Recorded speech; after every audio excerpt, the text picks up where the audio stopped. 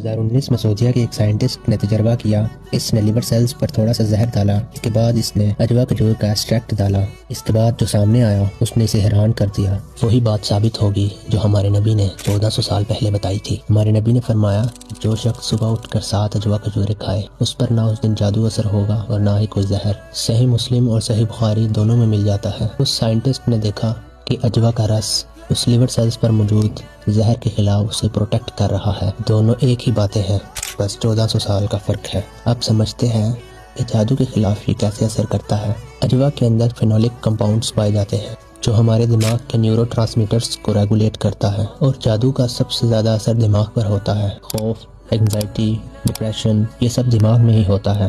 اجوا وہی chemical strong کرتی ہے جن پر جادو اٹیک کرتا ہے۔ سائنس نے جادو کو تو پروف نہیں کیا، مگر اس نے اس میکانزم کو پروف کیا جو جادو کو کم کرتا ہے۔